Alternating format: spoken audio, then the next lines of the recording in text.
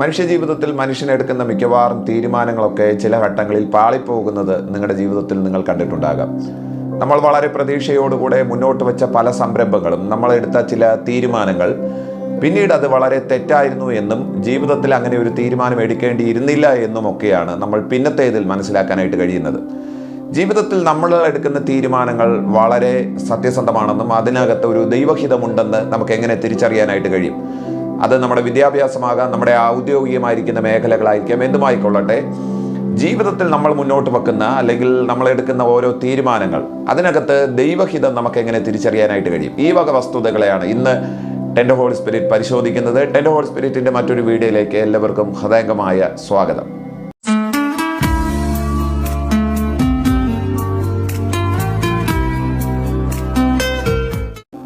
മനുഷ്യജീവിതത്തെ ഏറ്റവും വലിയൊരു സവിശേഷത, മനുഷ്യൻ ഇന്നെടുക്കുന്ന തീരുമാനങ്ങൾ പിന്നീട് കുറേ നാൾ കഴിയുമ്പോഴത്തേക്കും ആ തീരുമാനങ്ങളൊന്നും വേണ്ടായിരുന്നു എന്ന് തോന്നുന്ന തരത്തിൽ സാഹചര്യങ്ങൾ മാറുകയും ജീവിതത്തിൻ്റെ മറ്റൊരു അവസ്ഥ കൈവരിക്കുകയും ചെയ്യുന്നത് നിങ്ങളുടെ ജീവിതത്തിൽ നിങ്ങൾ കണ്ടിട്ടുണ്ടാകാം. നമ്മൾ എടുത്ത ഒട്ടുമിക്ക തീരുമാനങ്ങളും പിന്നീട് അത് തെറ്റായിരുന്നു എന്ന് കാലം നമുക്ക് ബോധ്യപ്പെടുത്തി തരുന്ന ചില സന്ദർഭങ്ങൾ നമ്മുടെ ജീവിതത്തിൽ വന്നിട്ടുണ്ടാകാം. നിങ്ങൾ ചിന്തിക്കുന്നുണ്ടോ, എന്തുകൊണ്ടാണ് ചില തീരുമാനങ്ങൾക്കൊക്കെ ഇങ്ങനെ ഒരു ബുദ്ധിമുട്ട് നമ്മൾ അനുഭവിക്കേണ്ടതായിട്ട് വന്നിട്ടുള്ളത്? ചിലപ്പോഴൊക്കെ നല്ല വിദ്യാർത്ഥികൾ അവർ വളരെ താല്പര്യത്തോടുകൂടെ എടുത്ത ചില കോഴ്സ് പിന്നീട് അവർ വിചാരിക്കാറുണ്ട്, എന്തിനാണ് ഇത് എടുത്തത്, ഇത് എടുക്കേണ്ടിയിരുന്നില്ല, അല്ലെങ്കിൽ അവരതിനെ ഡ്രോപ്പ് ഓഫ് ചെയ്യുമ്പോഴത്തേക്കും ഇങ്ങനെ ഒന്നും വേണ്ടിയിരുന്നില്ല എന്ന് ചിന്തിക്കുന്ന വിദ്യാർത്ഥികളെ നമുക്ക് കാണാനായിട്ട് കഴിയും. വളരെ താല്പര്യത്തോടുകൂടെ നമ്മൾ ആരംഭിച്ച ചില ബിസിനസ് സംരംഭങ്ങൾ പിന്നീട് പകുതി വഴിക്ക് വെച്ച് ഉപേക്ഷിക്കപ്പെടുന്നത് നമുക്ക് കാണാനായിട്ട് കഴിയും. അതുപോലൊപ്പം തന്നെയാണ് ദാമ്പത്തിക ജീവിതവും. അത് ചിലർക്കൊക്കെ പിന്നീട് അങ്ങനെയൊന്നും വേണ്ടിയിരുന്നില്ല എന്ന് തോന്നുമാറ് ചില പ്രതിസന്ധിയുടെ ഘട്ടങ്ങളിലൂടെ മനുഷ്യൻ കടന്നു പോകാറുണ്ട്. പിന്നീട് എപ്പോഴൊക്കെയാണ് നമ്മൾ തിരിച്ചറിയുന്നത് ഇതൊരിക്കലും ദൈവഹിതമായിരുന്നില്ല, അല്ലെങ്കിൽ ഇങ്ങനെ ഒരു കാര്യത്തിന് വേണ്ടിയിട്ട് ചുവടുവെക്കുന്നത് ദൈവത്തിന് താല്പര്യമായിരുന്നില്ല എന്ന് പിന്നീടാണ് നമ്മൾ മനസ്സിലാക്കുന്നത്. സഹോദരങ്ങളെ, എന്തുകൊണ്ടാണ് നമ്മുടെ ജീവിതത്തിൽ ഇങ്ങനെയൊന്നും സംഭവിക്കുന്നത്? നമുക്ക് എന്തുകൊണ്ടോ ദൈവഹിതം മനസ്സിലാക്കാൻ കഴിയാത്തത് കൊണ്ടാണ് ഇത്തരത്തിലുള്ള തോൽവികൾ നമ്മുടെ ജീവിതത്തിൽ അനുഭവിക്കേണ്ടതായിട്ട് വരുന്നത്. നിങ്ങൾ നിങ്ങളുടെ ജീവിതത്തിൻ്റെ ഏറ്റവും നിർണായകമായിരിക്കുന്ന ഒരു തീരുമാനത്തിലെത്തുമ്പോൾ, അല്ലെങ്കിൽ നിങ്ങൾ ഏതെങ്കിലും ഒരു പ്രധാനപ്പെട്ട വിഷയത്തിനകത്ത് ഒരു ചുവടുവയ്പ് നടത്താൻ ശ്രമിക്കുമ്പോഴത്തേക്കും തീർച്ചയായിട്ടും അതിനകത്തെ ഒരു ദൈവഹിതം ആരാഞ്ഞറിയുന്നത് തീർച്ചയായിട്ടും നല്ലത് തന്നെയാണ്. കാര്യം, നമ്മൾ ആരംഭിക്കുന്ന ഒരു സംരംഭവും പകുതി വഴിക്ക് വെച്ച് നഷ്ടപ്പെട്ടു പോകരുതെന്നും തകർന്നു പോകരുതെന്നും നമ്മൾ ആഗ്രഹിക്കാറുണ്ട്. അതിനേക്കാൾ ഉപരി നമ്മെ നിർമ്മിച്ച നമ്മുടെ കർത്താവ് അതിനെക്കുറിച്ച് ആഗ്രഹിക്കാറുണ്ട് എന്നുള്ളതാണ്. ഒരിക്കലും ദൈവത്തിൻ്റെ മക്കൾ ഒരു കാരണം ചൊല്ലിയും ജീവിതത്തിൽ ബുദ്ധിമുട്ട് അനുഭവിക്കരുത് എന്നുള്ളതാണ് ദൈവത്തിൻ്റെ ഒരു ഇഷ്ടം. അതുകൊണ്ട് തന്നെ തീർച്ചയായിട്ടും നമ്മുടെ ജീവിതത്തിലുള്ള എല്ലാ സംരംഭങ്ങൾക്കും, എല്ലാ തുടക്കങ്ങൾക്കും, എല്ലാ ആരംഭങ്ങൾക്കും തീർച്ചയായിട്ടും ഒരു ദൈവഹിതം അന്വേഷിക്കുന്നതും ആ ദൈവഹിതത്തിന് കീഴ്പ്പെടുകയും ചെയ്യുന്നത് വളരെ നല്ലതാണ്. നമ്മുടെ ജീവിതത്തിൻ്റെ മുന്നോട്ടുള്ള ഗമനങ്ങൾക്ക് അത് വളരെ പ്രയോജനപ്പെടുമെന്നുള്ളതാണ്. എവിടെയോ മനുഷ്യൻ ദൈവഹിതത്തിന് വിധേയപ്പെടാതിരിക്കുന്നത് കൊണ്ടാണ് തീർച്ചയായിട്ടും അവൻ്റെ ജീവിതത്തിൽ വരുന്ന പരാജയങ്ങൾ, അവൻ അനുഭവിക്കുന്ന നൊമ്പരങ്ങളുടെയും വേദനകളുടെയും ഒക്കെ കാരണമെന്ന് പറയുന്നത് ദൈവഹിതം ആരാഞ്ഞറിയാൻ മനുഷ്യൻ താല്പര്യപ്പെടാത്തത് കൊണ്ടാണ്. നമ്മുടെ ജീവിതത്തിൽ സംഭവിക്കുന്ന തോൽവികളുടെ കാരണങ്ങൾ ഇങ്ങനെ അങ്ങ് നീണ്ടുപോകുകയാണ്. പക്ഷേ എങ്ങനെയാണ് നമുക്ക് ദൈവഹിതം തിരിച്ചറിയാനായിട്ട് കഴിയുന്നത്? എൻ്റെ ജീവിതത്തിൽ ഞാൻ ആരംഭിക്കുന്ന ഒരു സംരംഭത്തിന്, ഞാൻ ആരംഭിക്കുന്ന ഒരു വിദ്യാഭ്യാസത്തിന്, ഞാൻ തുടക്കം കുറിക്കാനിരിക്കുന്ന എൻ്റെ കുടുംബജീവിതത്തിന് എങ്ങനെയാണ് അതിനകത്ത് ഒരു ദൈവഹിതം നമുക്ക് മനസ്സിലാക്കാനായിട്ട് കഴിയുന്നത്? വിശുദ്ധ വേദപുസ്തകവും നമുക്ക് ചൂണ്ടിക്കാണിച്ചു തരുന്ന ഏതാനും പ്രധാനപ്പെട്ട 4 ചിന്തകൾ ഈ വിഷയവുമായി ബന്ധപ്പെട്ട് നിങ്ങളോട് പറയാനായിട്ടുണ്ട്. ആ 4 വിഷയങ്ങളിലേക്ക് നമ്മൾ തുടർന്ന് പ്രവേശിക്കാനായിട്ട് പോവുകയാണ്. നമ്മുടെ ജീവിതത്തിൽ സംഭവിക്കുന്ന നഷ്ടങ്ങളും തകർച്ചകളും തീർച്ചയായിട്ടും ആ വിഷയത്തെ ഒരു ദൈവഹിതത്തെയാണ് സൂചിപ്പിക്കുന്നത്. എന്ന് വെച്ചാൽ മനുഷ്യൻ തീർച്ചയായിട്ടും തുടക്കത്തിൽ ആ നഷ്ടങ്ങളെ തിരിച്ചറിയാനുള്ള സാധ്യത വളരെ കുറവാണ്. ജീവിതത്തിൻ്റെ ഒരു ഘട്ടം കഴിയുമ്പോഴോ, അല്ലെങ്കിൽ നമ്മൾ ആരംഭിച്ച ഏതെങ്കിലും ഒരു സംരംഭത്തിൻ്റെ ഒരു പകുതി പിന്നിടുമ്പോഴൊക്കെയാണ് ആ നഷ്ടങ്ങളെ മനുഷ്യൻ തിരിച്ചറിയുവാനായിട്ട് ഇടയായിത്തീരുന്നത്, ആ തകർച്ചകളെ മനുഷ്യൻ തിരിച്ചറിയുവാനായിട്ട് ഇടയായിത്തീരുന്നത്. തീർച്ചയായിട്ടും ഇത് സംഭവിക്കുമ്പോഴത്തേക്കും ഉറപ്പിക്കേണ്ടുന്ന ഏറ്റവും വലിയ കാര്യമെന്ന് പറയുന്നത് വാസ്തവത്തിൽ ഇത് ദൈവഹിതമായിരുന്നോ എന്ന് പുനഃപരിശോധനയ്ക്ക് വിധേയമാക്കാൻ വേണ്ടിയിട്ടാണ് അത്തരത്തിലുള്ള തകർച്ചകളിലൂടെ നമ്മൾ കടന്നു പോകേണ്ടി വരുന്നത് എന്ന് മനസ്സിലാക്കേണ്ടതായിട്ടുണ്ട്. പഴയ നിയമത്തിൽ യോന എന്ന് പറയുന്ന ഒരു ദൈവപുരുഷനെ കുറിച്ച് നിങ്ങൾക്ക് കാണാനായിട്ട് കഴിയും. അദ്ദേഹത്തോട് ദൈവം ആവശ്യപ്പെട്ട നിനവെ എന്ന സ്ഥലത്തേക്ക് പോകുന്നതിന് പകരം തർശീഷ് എന്ന കപ്പലിലേക്ക് കയറി അദ്ദേഹം അവിടേക്ക് യാത്ര ചെയ്യുന്നത് നിങ്ങൾക്ക് കാണാനായിട്ട് കഴിയും. അത് വാസ്തവത്തിൽ ദൈവഹിതമായിരുന്നില്ല എന്ന് മനസ്സിലാക്കിയത് അവർ നേരിട്ട ഒരു വലിയ തകർച്ചയാണ്. ഈ തകർച്ചയിൽ വന്നപ്പോഴാണ് യോന തിരിച്ചറിഞ്ഞത് വാസ്തവത്തിൽ തർശീഷിലേക്കുള്ള യാത്ര ദൈവഹിതമായിരുന്നില്ല എന്നുള്ളതാണ്. നിങ്ങളുടെ ജീവിതത്തിൽ ഇങ്ങനെ ഒരു തകർച്ചയിലൂടെ, ഒരു നഷ്ടത്തിലൂടെ കടന്നു പോകുന്നുണ്ടെങ്കിൽ ഉറപ്പിച്ചോളൂ, വാസ്തവത്തിൽ അത് ദൈവഹിതമായിരുന്നില്ല എന്നുള്ളതാണ്. എല്ലാ ഭാഗത്തിലും അങ്ങനെയാണ് എന്ന് ഞാൻ ശഠിക്കുന്നില്ല. എന്നാലും ഏറെക്കുറെ ഒരു 90% ജീവിതത്തിൽ നമ്മൾ ആരംഭിക്കുന്ന ഒരു സംരംഭവും തകർന്നു പോകണമെന്ന് ദൈവം ആഗ്രഹിക്കുന്നില്ല, പൊളിഞ്ഞു പോകണമെന്ന് ദൈവം ആഗ്രഹിക്കുന്നില്ല. എന്നാൽ ചില തകർച്ചകളൊക്കെ തീർച്ചയായിട്ടും ദൈവഹിതത്തിന് വിരോധമായിരുന്നു, അല്ലെങ്കിൽ വാസ്തവത്തിൽ അത് ദൈവഹിതമായിരുന്നില്ല എന്ന് തിരിച്ചറിയാൻ നമ്മളെ പഠിപ്പിക്കുന്ന ചില പാഠങ്ങൾ മാത്രമേയാണ്.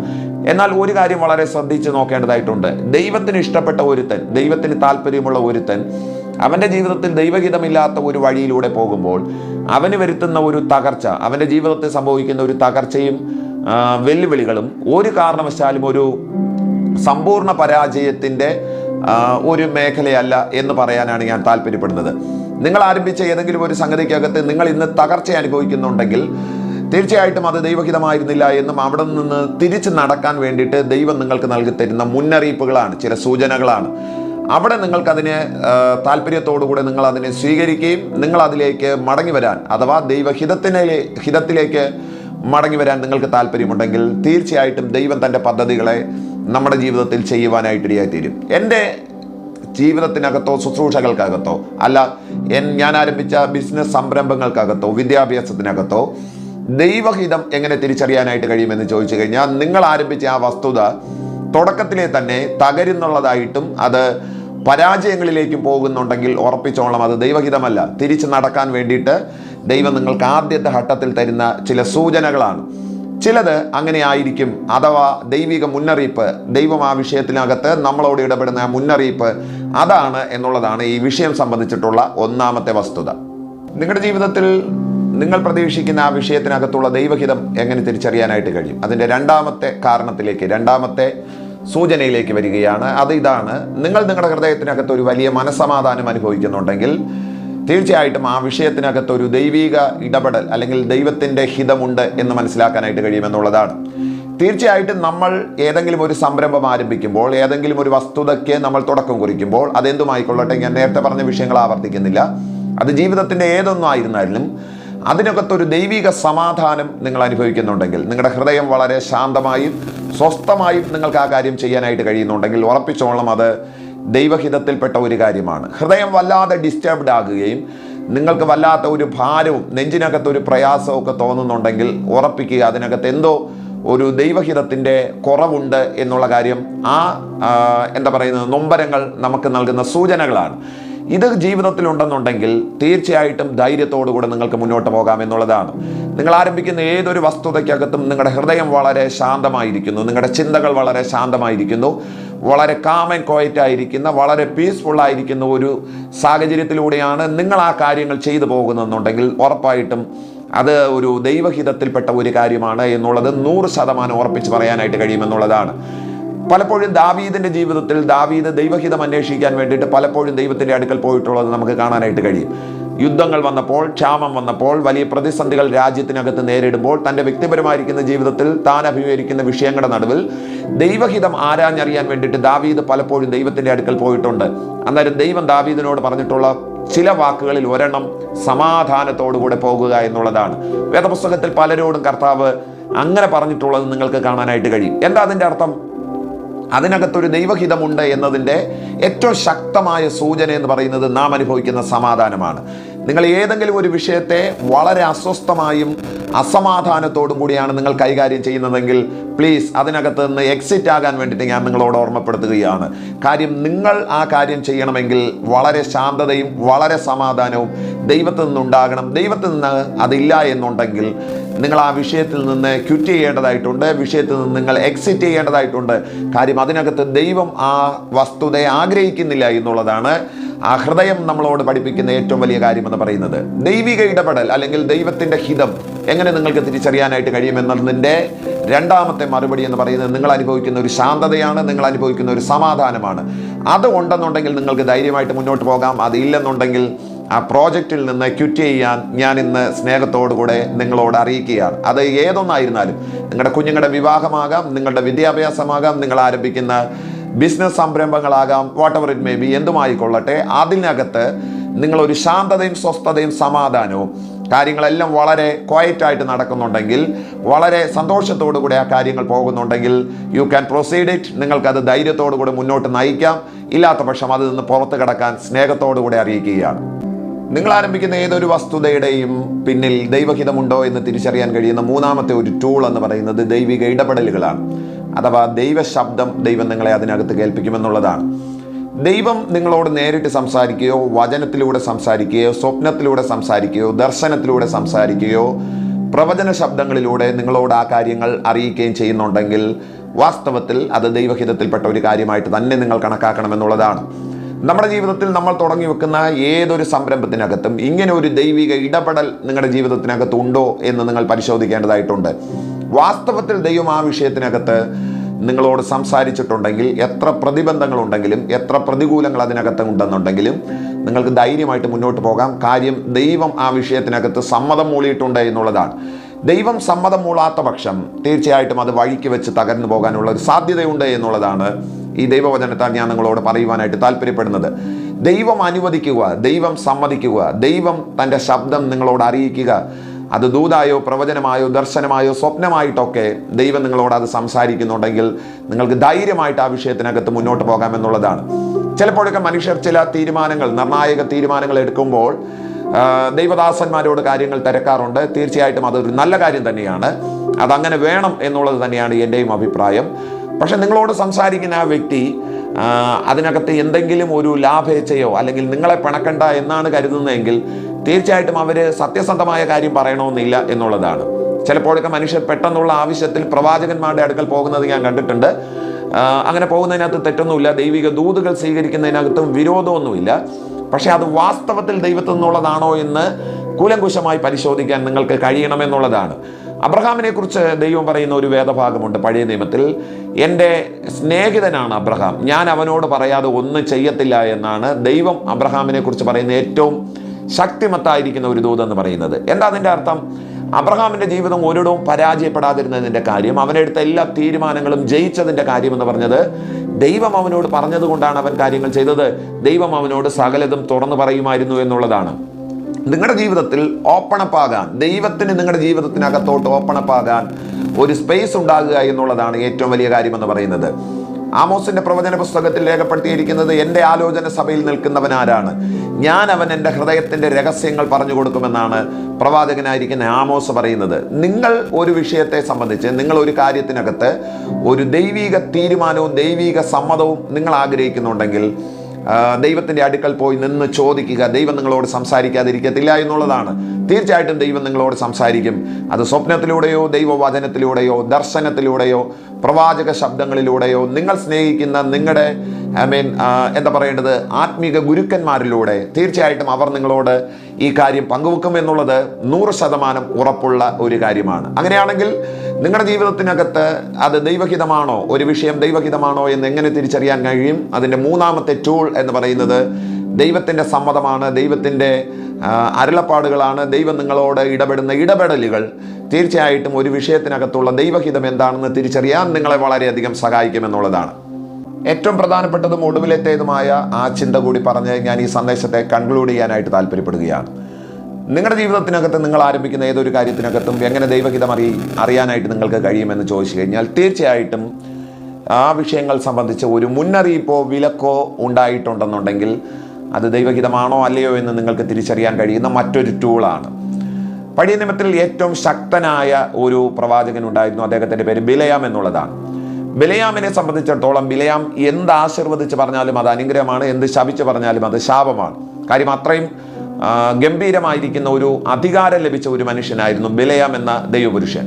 എന്നാൽ അവിടെ സംഭവിക്കുന്നത്, ബിലയാമിനോട് ഇസ്രായേലിനെ ശപിക്കാൻ വേണ്ടിയിട്ട് ബാലാക്ക് പണം കൊടുത്ത് അവനെ ആ ദൗത്യത്തിന് വേണ്ടിയിട്ട് കൊണ്ടുപോകാനായിട്ട് ശ്രമിക്കുകയാണ്. പക്ഷെ പലവട്ടം പരിശുദ്ധാത്മാവ്, ദൈവം അതിനെ ആ കാര്യത്തിനകത്ത് വിലക്കുകയാണ്. പോകരുത് എന്ന് തീർച്ചയായിട്ടും 100% ദൈവം ഉറപ്പ് കൊടുത്തു, അല്ലെങ്കിൽ അതിന് മുന്നറിയിപ്പ് കൊടുത്തു. എന്നാൽ ആ മുന്നറിയിപ്പുകളെ ലംഘിച്ചുകൊണ്ടാണ് ബിലയാം മുന്നോട്ട് പോകുന്നത്. നിങ്ങളുടെ ജീവിതത്തിൽ ഇത്തരത്തിൽ മുന്നറിയിപ്പുകൾ കിട്ടിയിട്ടും നിങ്ങൾ അത് ലംഘിച്ചാണ് മുന്നോട്ട് പോകുന്നുണ്ടെന്നുണ്ടെങ്കിൽ തീർച്ചയായിട്ടും ആ വിഷയം ദൈവഹിതമല്ല എന്ന് പറയാൻ അല്പം പോലും എനിക്ക് മടിയില്ല. തീർച്ചയായിട്ടും മുന്നറിയിപ്പുകളും വിലക്കുകളും ഒരു മനുഷ്യൻ അവൻ്റെ ജീവിതത്തിലുള്ള സംരംഭങ്ങളെ വിജയിപ്പിച്ചെടുക്കുന്നതിനകത്ത് കുറച്ച് കഷ്ടപ്പെടുമെന്നുള്ളതാണ് കാര്യം. ദൈവം മുന്നറിയിപ്പ് കൊടുത്തിട്ടും ഒരുത്തൻ അവൻ്റെ ഇഷ്ടത്തിന് പോയി കഴിഞ്ഞാൽ പിന്നെ ദൈവം അവനെ അവൻ്റെ വഴിക്ക് വിടും. അതിനകത്ത് ദൈവത്തിൻ്റെ ഒരു ഫേവർ, ദൈവത്തിൻ്റെ ഒരു കരുണ, ദൈവത്തിൻ്റെ ഒരു നീതിയോ ദൈവത്തിൻ്റെ ഒരു സഹായമോ അതിനകത്ത് ഉണ്ടാകത്തില്ല എന്നുള്ളതാണ്. മുന്നറിയിപ്പുകൾ തീർച്ചയായിട്ടും ഒരു 3 ഘട്ടമെങ്കിലും അതിനകത്ത് ഉണ്ടാകുമെന്നാണ് ഞാൻ കരുതുന്നത്. ദൈവം നേരിട്ട് സംസാരിക്കുന്ന അഥവാ നേരിട്ട് അരുത് എന്ന് പറയുന്ന മുന്നറിയിപ്പിൻ്റെ ഒരു പ്രധാനപ്പെട്ട ഘട്ടമുണ്ട്. ദൈവത്തിൻ്റെ ദാസന്മാർ വഴി മുന്നറിയിപ്പുകൾ നമുക്ക് നൽകി തരാറുണ്ട്. അത് 2ാമത്തെ ഘട്ടമാണ്.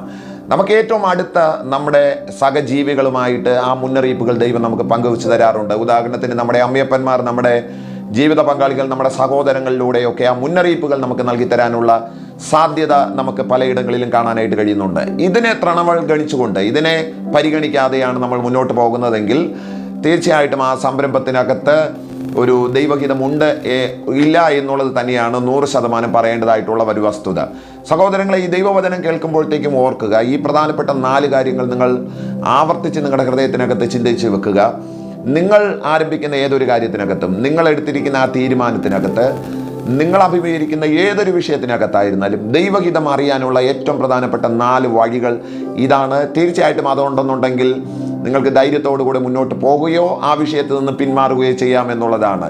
ജീവിതത്തിലെ ഒരു തകർച്ച അല്ലെങ്കിൽ ഏതെങ്കിലും ഒരു വിഷയം ആരംഭിക്കുന്നു, അതിനകത്ത് നിങ്ങൾ തുടക്കത്തിൽ ഒരു തകർച്ച അനുഭവിക്കുന്നുണ്ടെങ്കിൽ ദയവായി അതിൽ നിന്ന് എക്സിറ്റ് ചെയ്യണമെന്നുള്ളതാണ്. കാര്യം ഒരു ദൈവഹിതമല്ലാത്തത് കൊണ്ടായിരിക്കും ചിലപ്പോൾ ആ നൊമ്പരങ്ങൾ, ആ തകർച്ചകൾ, ആ വലിയ വേദനകൾ നിങ്ങളുടെ ജീവിതത്തിൽ വരുന്നത്. അതുകൊണ്ട് അതിനകത്ത് നിന്ന് സാവധാനം ഇറങ്ങുക എന്നുള്ളതാണ്. 2ാമത്തെ ഏറ്റവും പ്രധാനപ്പെട്ട കാര്യം എന്ന് പറയുന്നത്, നിങ്ങളൊരു സമാധാനം ആ വിഷയത്തിനകത്ത് അനുഭവിക്കുന്നുണ്ടെങ്കിൽ നിങ്ങൾക്ക് ധൈര്യമായിട്ട് പ്രൊസീഡ് ചെയ്യാമെന്നുള്ളതാണ്. 3ാമത്തേത് ദൈവത്തിൻ്റെ അനുവാദം, അഥവാ ദൈവം നിങ്ങൾക്ക് സ്വപ്നത്തിലൂടെയോ ദർശനത്തിലൂടെയോ പ്രവചനത്തിലൂടെയോ വചനത്തിലൂടെയോ ദൈവം നിങ്ങൾക്ക് ഉറപ്പ് തന്നിട്ടുണ്ടെങ്കിൽ നിങ്ങൾക്ക് ധൈര്യത്തോടു കൂടെ ആ വിഷയത്തിനകത്ത് മുന്നോട്ട് പോകാൻ പാടില്ലാത്തതും ഏറ്റവും ഒടുവിലത്തേതുമായിരിക്കുന്ന വിഷയം എന്ന് പറയുന്നത് മുന്നറിയിപ്പുകളാണ്. മുന്നറിയിപ്പുകൾ അവഗണിക്കരുത്. മുന്നറിയിപ്പുകൾ അവഗണിച്ചു കഴിഞ്ഞാൽ തീർച്ചയായിട്ടും ആ വിഷയത്തിനകത്ത് നമ്മൾ തകർന്നു പോകാനുള്ളൊരു സാധ്യതയുണ്ട്. നമ്മൾ തകർന്നു പോകാതിരിക്കണം എന്നുള്ളത് കൊണ്ടാണ് ദൈവം ആ മുന്നറിയിപ്പുകൾ ദൈവദാസന്മാരിലൂടെയോ നമുക്ക് ഏറ്റവും പ്രിയപ്പെട്ട സഹോദരങ്ങളിലൂടെയോ ഒക്കെ ദൈവം അത് നൽകി തരുന്നത്. ആ മുന്നറിയിപ്പുകൾ അനുസരിച്ച് കഴിഞ്ഞാൽ നിങ്ങളുടെ ജീവിതം കുറച്ചുകൂടി ഭദ്രമാണ്. നിങ്ങളുടെ കാര്യത്തിനകത്ത് ദൈവത്തിൻ്റെ കരുണ പിന്നത്തേതിൽ നിങ്ങൾക്ക് വെളിപ്പെടുന്നത് നിങ്ങൾക്ക് കാണാനായിട്ട് കഴിയും. ഈ ദൈവവചനം കേട്ട എല്ലാ എൻ്റെ വാത്സല്യ പ്രിയമുള്ളവരെയും ഞാൻ കർത്താവിൻ്റെ നാമത്തിൽ അനുഗ്രഹിക്കുന്നു. ഈ ദൈവവചനങ്ങൾ നിങ്ങൾക്ക് മുന്നോട്ട് പോകാനുള്ള ഒരു ആവേശമായി തീരട്ടെ. നിങ്ങൾ എടുക്കുന്ന തീരുമാനങ്ങൾക്കകത്ത് ഈ ദൈവവചനവുമായി ഒന്ന് വെച്ച് നോക്കാനായിട്ട് ഞാൻ നിങ്ങളോട് സ്നേഹത്തോടു കൂടി അറിയിക്കുന്നു. കർത്താവ് നിങ്ങളെ അനുഗ്രഹിക്കട്ടെ. ആമേൻ.